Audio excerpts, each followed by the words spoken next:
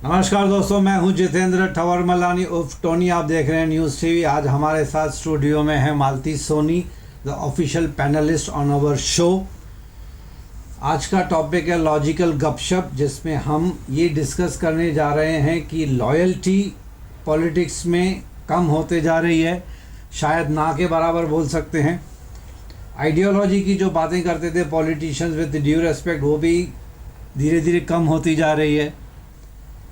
जो 15-20 सालों से एक ही पार्टी में जुड़े हुए थे, महाराष्ट्र इलेक्शंस में टिकट ना मिलने की वजह से रातों रात पार्टी बदल देते हैं या तो फिर पार्टी छोड़ के इंडिपेंडेंट खड़े हो जाते हैं। वोटर्स जाएं तो कहाँ जाएं? बहुत सारे वीडियो चैनल्स में, यूट्यूब पे मैं देख रहा हूँ, पब्लिक से भी, ट्रेन में, बसों में, बाज़ारों में आजकल ये चर्चा हो रही है कि वोट दें तो किसको दें। वोट तो देना है बेचारों को, लेकिन वोटर्स कंफ्यूज हो जाए कि 2 शिवसेना की पार्टीज बन गई, 2 एनसीपी पार्टी बन गई।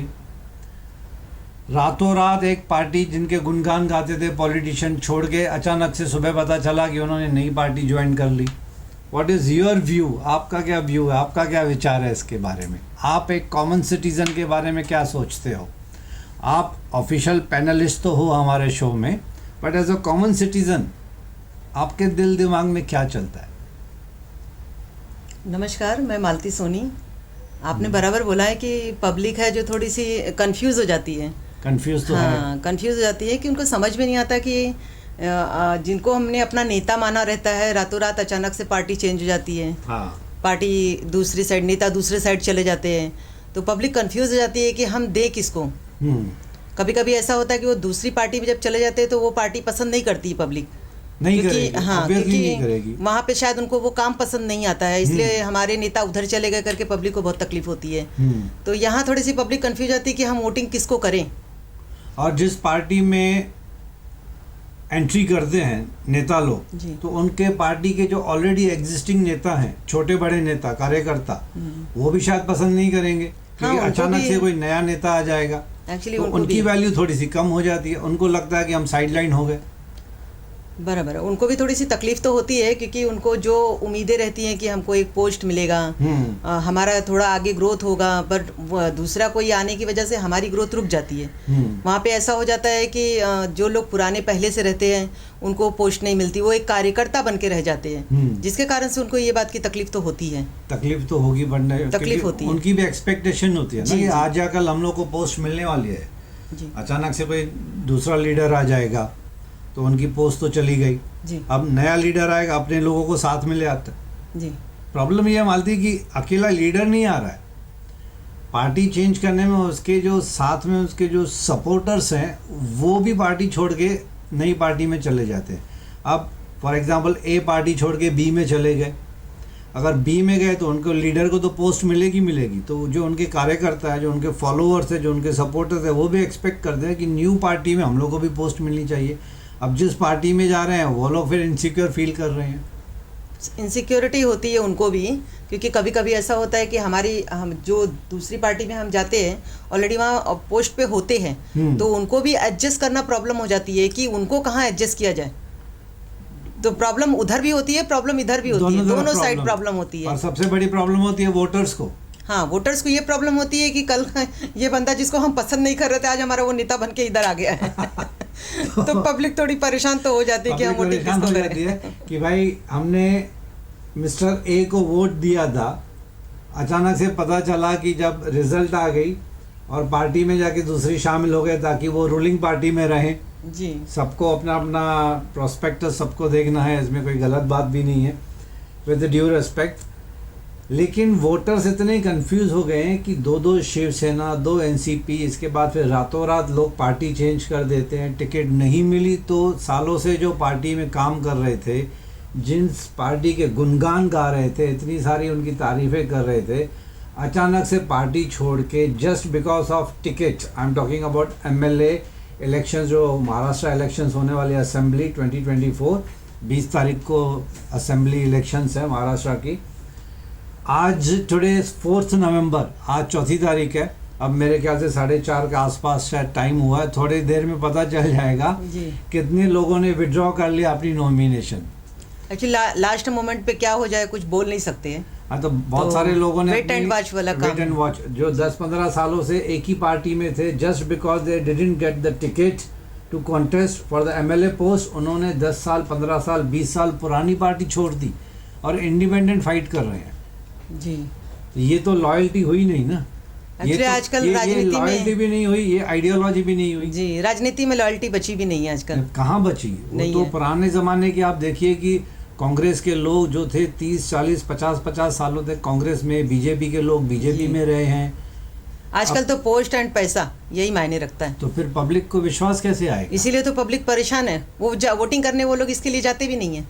तो वोट कैसे करेंगे? हम तो चाहते हैं कि पब्लिक बाहर आए, हम तो रिक्वेस्ट करें कि पब्लिक बाहर निकल के वोट करे, किसी ना किसी अच्छे कैंडिडेट को वोट करे, लेकिन पब्लिक कंफ्यूज हो रही है। पब्लिक को, अभी मेरा ऐसा मानना है कि पब्लिक को वो ऐसा सोचना चाहिए कि हमारे लिए काम कौन अच्छा करता है। फाइनल ये है कि हमारे लिए काम कौन अच्छा करे, हाँ, जो काम अच्छा करता है, अगर वो आपका कोई भी पार्टी का, रेस्पेक्टिव जी, पार्टी, अगर वो बंदा काम कर रहा है अच्छे तरीके से, आपके एरिया को संभाल रहा है, सब कुछ ठीक कर रहा है, तो आप उनको वोट दे दीजिए, कोई प्रॉब्लम नहीं है। आपके हिसाब से just as a common citizen, ना मैं मीडिया का हूँ, समझो आप भी मीडिया के नहीं हो, मैं भी मीडिया का नहीं हूँ, एज अ कॉमन दो सिटीजन्स आपस में बात कर रहे हैं, मुंबई, नवी मुंबई का या फिर महाराष्ट्रियंस दो। जी, लास्ट इसमें इलेक्शन में बीजेपी की सबसे ज़्यादा सीट्स आई थी, लेकिन मेजॉरिटी नहीं थी कि वो अपनी दम पे सरकार बना सके। शिवसेना उद्धव ठाकरे साहब का सपोर्ट लेके उन्होंने पार्टी चलाई थी। इसके बाद पार्टी स्प्लिट हो गई, शिवसेना के एकनाथ शिंदे के यहाँ चले आए 40 एमएलए। उसके बाद फिर बीजेपी और एकनाथ शिंदे की पार्टी अच्छी चल रही थी, अच्छी सरकार चल रही थी। क्या सूझा कि उन्होंने अजीत पवार की पार्टी को भी साथ में ले लिया? देखिए, अभी दूसरे पार्टी के लोग अगर हमारी पार्टी में आना चाहते हैं तो मोस्ट वेलकम, उनका वेलकम है।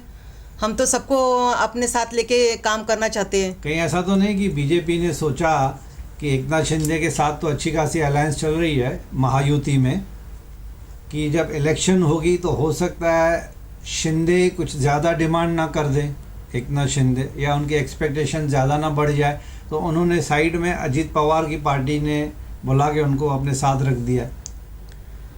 अब बीजेपी को ये डिसाइड करना है, महायुति को, कि इलेक्शन के बाद वो एकनाथ शिंदे शिवसेना के साथ मिलके रूल करेगी अगर जीत गए तो महायुति, या फिर अजीत दादा के साथ, या फिर जैसे अभी तीनों की मिलके सरकार चल रही है वैसे ही अगर जीत गई तो नहीं, ऐसे तो जितना मैं जानती हूँ कि बीजेपी सरकार काम अच्छा कर रही है और पूरा जीतने के चांसेस उनके ही हैं। आपको लग रहा है कि ये बार भी बीजेपी अच्छी खासी सीट्स ले आएंगे? अच्छी खासी सीट लाएगी कि पब्लिक का सपोर्ट बीजेपी की तरफ है, क्योंकि मोदी सरकार ने जो काम किया ना वो पब्लिक को दिखाई देता है। नहीं, वो तो सेंट्रल गवर्नमेंट की बात हो गई, मोदी सरकार। तो जो अगर हमारे एमएलए बनते या नगर सेवक बनते, इनके सपोर्ट से ही तो वो गवर्नमेंट की सरकार बनती है। तो आपको मतलब विश्वास है कि ये बार भी महाराष्ट्र में बीजेपी और महायुति ही जीतेगी? जी, महायुति में 3 मुझे पूरा विश्वास है कि इस बार हो सकता है कि बीजेपी, लेकिन सामने टक्कर तो बहुत खतरनाक है, बहुत स्ट्रांग है। लोकसभा में भी महाविकास अघाड़ी ने काफ़ी अच्छा खासा कमाल करके दिखाया था, अनएक्सपेक्टेडली। अब ये पब्लिक के ऊपर, पब्लिक जिसको पसंद करती है उसको वोट करेगी। हाँ, मतलब घुमा फिरा के पब्लिक ही सब कुछ है। यस, पब्लिक ही सब कुछ है, public is a king maker. इसलिए पब्लिक को जाना चाहिए वोटिंग करने। जो सही है उसके लिए वोट करो, जो गलत है सोचो और समझो और अपना वोट दो। मतलब निकलना चाहिए, लेकिन पब्लिक निकलती नहीं है, जिसके कारण से ऐसा होता है कि रॉन्ग वोटिंग होती है, कभी कभी ऐसा होता है बोगस वोटिंग होती है। ये सब बहुत सारी ऐसी चीज़ें हैं जो एन मोमेंट पे पब्लिक बाहर नहीं आने की वजह से बहुत सारी गड़बड़ हो जाती है। तो ऐसा नहीं होना चाहिए और पब्लिक को निकल के वोट करना चाहिए। जो काम अच्छा करे उसके लिए आप वोट करो। आपका भी पॉलिटिक्स में थोड़ा बहुत एक्सपीरियंस है, आपका एक्सपीरियंस, आपकी जजमेंट क्या बोल रही है कि अगर महायुति को अच्छी खासी सीट्स मिली और महाविकास अघाड़ी, ऐसा हाइपोथेटिकल मैं बात कर रहा हूँ, दो है ना, एक महायुति इस तरफ है, सामने महाविकास अघाड़ी है, अब भी एज ऑन डेट देखा जाए तो दोनों एक दूसरे को अच्छा खासा टक्कर दे रही है। टफ टक्कर है, टफ है, बहुत टफ है। महाराष्ट्र में इस वक्त ऐसी हालत है कि कभी आज तक महाराष्ट्र की ऐसी पॉलिटिक्स, ऐसी इलेक्शन हमने देखी नहीं। वो इसलिए हुआ बिकॉज 2 शिवसेना बन गई, 2 एनसीपी बन गई, अब आज की तारीख में देखा जाए तो दोनों मुझे तो स्ट्रांग लग रही हैं। ऐसे लग रहा है कि कभी लग रहा है कि महायुति जीतेगी, कभी लग रहा है कि नहीं महाविकास आघाड़ी भी शायद हो सकता है अच्छा खासा टक्कर दे दे।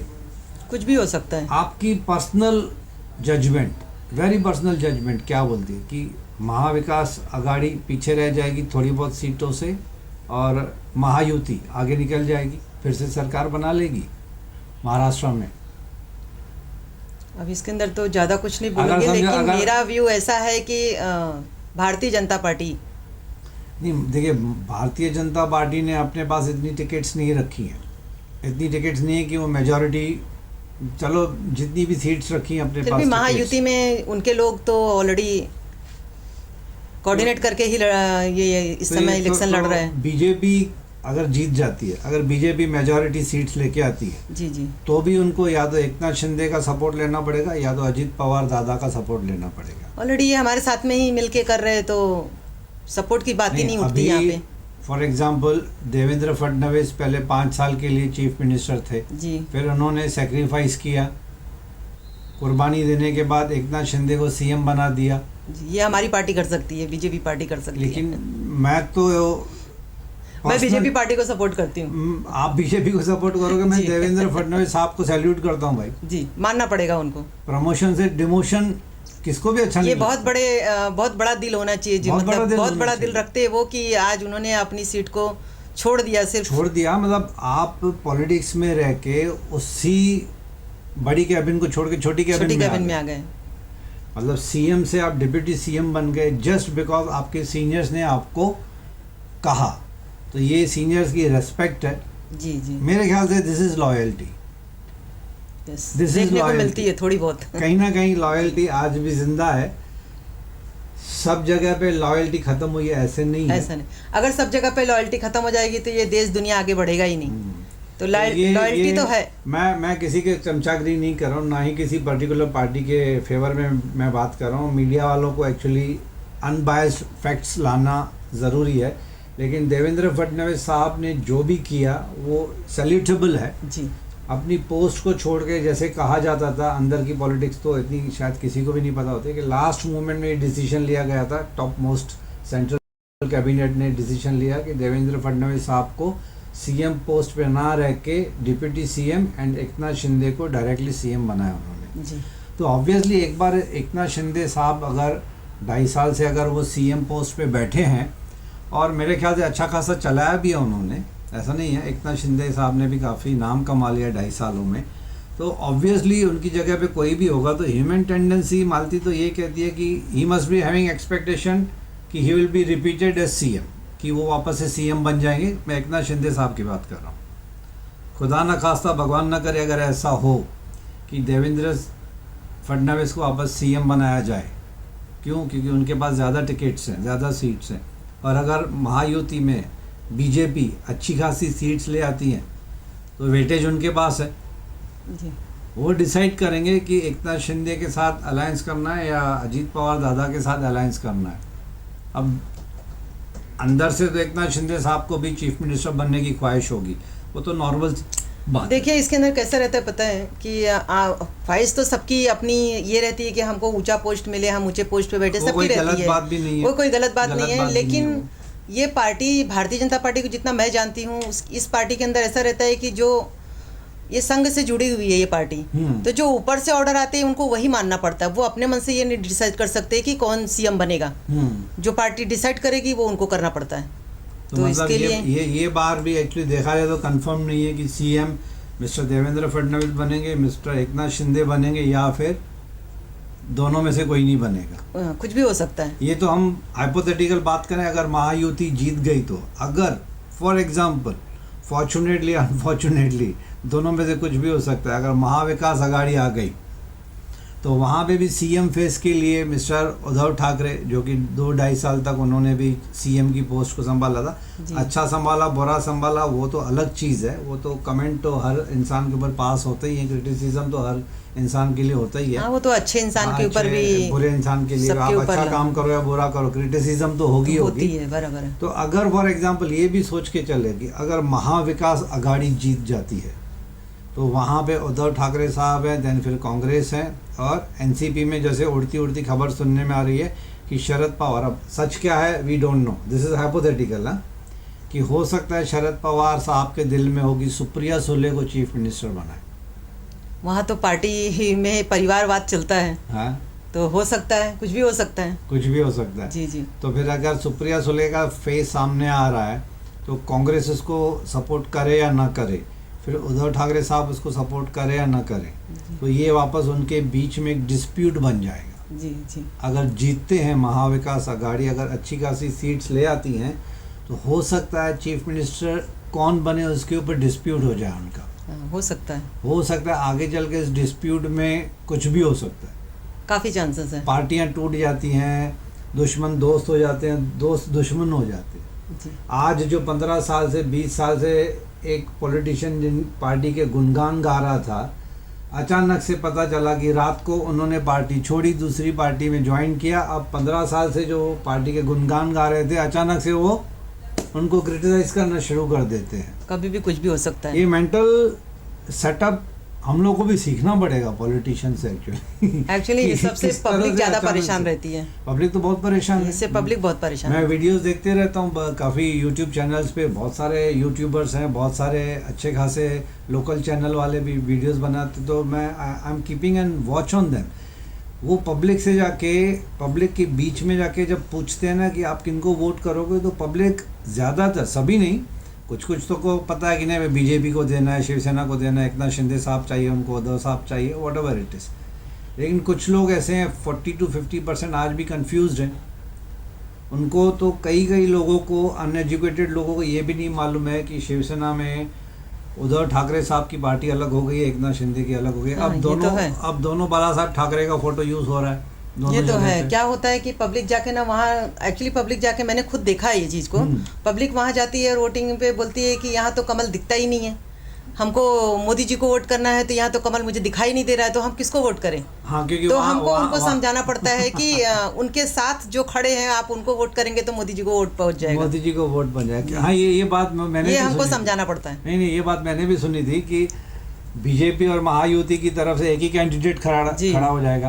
तो लोग बोलते हैं हमको बीजेपी को वोट करना है, लेकिन बीजेपी का तो उसमें कमल दिख ही नहीं रहा। अब वहाँ कंफ्यूजन क्या हो जाती है कि अगर वो बोलेंगे अगर शिवसेना हमारी तरफ से खड़ी है, तो बोलते हैं अरे शिवसेना तो कौन सी वाली शिवसेना। हाँ, फिर वहाँ पे कंफ्यूजन, अभी कंफ्यूजन यहाँ पे भी कौन सी वाली शिवसेना। और ये सिर्फ पढ़े लिखे लोगों के साथ, ये अनएजुकेटेड लोगों के साथ नहीं, पढ़े लिखे लोगों के साथ। हाँ, वो भी थोड़े कंफ्यूज होते हैं। अगर वो जो लोग हैं जो कनेक्ट नहीं है पॉलिटिक्स से, या टीवी नहीं देखते, या उनको ज़्यादा नॉलेज नहीं है, तो वो लोगों के साथ ये प्रॉब्लम होती है। तो दोस्तों, हमारी आप सब ऑडियंस के साथ यही रिक्वेस्ट है कि इलेक्शन आने में अभी भी 15 दिन के आसपास हैं, 15 दिन, टुडे 4 नवंबर।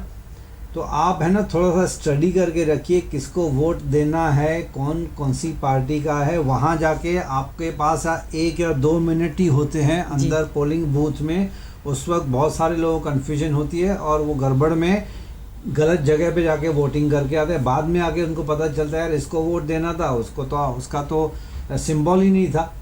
तो थोड़ा सा स्टडी कीजिए, अभी भी वक्त है, 15 दिन का टाइम है। कोई घर पे एक्सपर्ट होगा, आसपास में किसी को पूछिए कौन सी पार्टी अच्छी है, कौन सा कैंडिडेट अच्छा है। अभी से ही मन बना के रखिए, लेकिन वोट पक्का कीजिए। वोट करना आपका अधिकार है, it's a constitutional right given by the Indian constitution to all the citizens of India. You have to exercise your voting rights. घर पे मत बैठिए, पिकनिक पे नहीं जाइए पिकनिक पे, लेकिन एटलीस्ट वोटिंग डे पे तो ना जाइए। तो ये कन्फ्यूजन आपकी धीरे धीरे खुद ही गुम हो जाएगी। थोड़ा सा न्यूज़ चैनल देखिए, कोई भी एक न्यूज़ चैनल आपकी पसंद के लैंग्वेज का, उसको आप न्यूज़ चैनल को देखिए, आपका नॉलेज आ जाएगा कौन सी पार्टी को आपको वोट करना है, कौन सा कैंडिडेट आपके एरिया में है। अब क्या हो गया मालती कि बहुत सारे लोग हैं ना, एक टिकट ना मिली तो नाराज़ होके इंडिपेंडेंट खड़े हो गए। अब लोगों की मेंटेलिटी क्या, फॉर एग्जांपल कोई पॉलिटिशियन अगर किसी पार्टी से जुड़ा हुआ है 10, 15, 20 सालों से, तो ऑब्वियसली वो पार्टी का फेस बन जाता है। 15 साल से अगर वो किसी पार्टी के साथ जुड़ा हुआ है तो वो पार्टी का फेस वही है जी। अब अचानक से अगर वो इंडिपेंडेंट बन जाता है तो लोगों को, बहुत सारे लोगों को पता भी नहीं चलता। उसकी वजह से थोड़े कंफ्यूज हो जाते हैं कि किधर जाके दें, वोटिंग किसको दें। तो वो जो बंदा है जो पार्टी छोड़ के इंडिपेंडेंट खड़ा है, तो उसको फ़ायदा ये हो गया कि आज भी उसके बैकग्राउंड में वो पार्टी से जुड़ा हुआ है। जी हालांकि वो खड़ा इंडिपेंडेंट है, उसने पार्टी छोड़ दी। सिर्फ एक एमएलए की टिकट पे मुझे तो थोड़ी सी हैरानी हो रही है, लेकिन खैर पॉलिटिक्स वो ज़्यादा जाने। I am not here to criticise anybody, लेकिन थोड़ा सा अजीब लगता है कि 10, 15, 20 साल से आप एक पार्टी के साथ जुड़े हुए हो, उनके लोगों के साथ जुड़े हो, अचानक से just for a want of one single MLA ticket आप पार्टी छोड़ के इंडिपेंडेंट खड़े हो जाते हैं। चलो भगवान ना करे आप इंडिपेंडेंट हार गए तो ना इधर के ना उधर के, फिर से हाथ पैर जोड़ के आपको पार्टी में जाना पड़ेगा। हाँ, और फिर कभी कभी पार्टी ऐसा होता दिखता है जी। और पार्टी फिर वापस उनको लेने के लिए रेडी होनी चाहिए। कभी कभी पार्टी वापस ले भी लेती है। अगर वो इतना पावरफुल होगा तो पार्टी ले लेगी। कभी कभी पार्टी ले अगर लेती है। सीनियर्स को लगा कि नहीं भाई ये तो गद्दारी करके निकल गया था, तो सीनियर्स भी यही बोलेंगे ना, क्यों रखे आप तो पार्टी छोड़ के गए थे। एक्चुअली सब कुछ पब्लिक के ऊपर है। अगर अपक्ष से लड़ो या पक्ष में लड़ो, पब्लिक चाहेगी तो अपक्ष में भी जीत के आएंगे, पब्लिक नहीं चाहेगी तो आप अपक्ष में भी खड़े रहेंगे तो भी नहीं जीत के आएंगे। मतलब जी वारे नहीं आ रही, तो एंटायर थिंग ये सब कुछ पब्लिक के ऊपर है। पब्लिक के ऊपर है। तो पब्लिक से यही वापस से मैं एक बार रिपीट करूंगा रिक्वेस्ट कि घर पे मत बैठिए, डिसीजन लीजिए। जिसको आपको वोट करना है उसका बैकग्राउंड चेक कीजिए अच्छी तरह से। आपको अगर ठीक ठाक लगता है, वेदर ABCD जो कोई भी है, उनको वोट कीजिए। घर पे मत बैठिए। 20 तारीख को याद रखिएगा, सब काम छोड़ के। Hardly it takes half an hour. आजकल तो इतना कन्वीनियंट हो गया है, इतना। अभी मैंने जो लोकसभा इलेक्शंस हुई थी, hats off to the arrangement that was made. इतना ब्यूटीफुल अरेंजमेंट, इतनी अच्छी खासी सिक्योरिटी थी। मैं, मेरा वाइफ, मेरा बेटा, हम तीनों गए थे और मुझे जेन्युइनली बहुत खुशी हो रही थी कि मैंने वोट किया। मैं सिर्फ ऑन कैमरा नहीं बोल रहा हूँ, बट मैं, मेरी वाइफ मतलब गए। इतना ब्यूटीफुल अरेंजमेंट था, टेंट्स लगी हुई थी, कहीं पे कुछ भी दिक्कत नहीं थी, इतना स्मूथली हो गया। होता होगा कहीं ना कहीं कुछ लोगों को परेशानी होती है, जिनका नंबर मिसमैच हो जाता है, फोटो मिसमैच हो जाता है कभी कभी। लेकिन खैर anyhow, I had a very beautiful experience with regard to Lok Sabha elections which held in this January 2024 में हुआ था। तो होपफुली महाराष्ट्र की इलेक्शंस आ रही हैं, वहाँ पे झारखंड की होने वाले हैं, यहाँ पे महाराष्ट्र की। कि घर पे मत बैठिए, वोट कीजिए, अच्छे खासे लोगों को वोट कीजिए, ताकि ओवरऑल ना ही सिर्फ महाराष्ट्र की बट ओवरऑल पूरे इंडिया की डेवलपमेंट हो। इसी पॉजिटिव नोट पे I pay my sincere thanks to Malti for joining this logical gupshup. Confusion दूर कीजिए। मैं सिर्फ 2 मिनट बोलना चाहूँगी।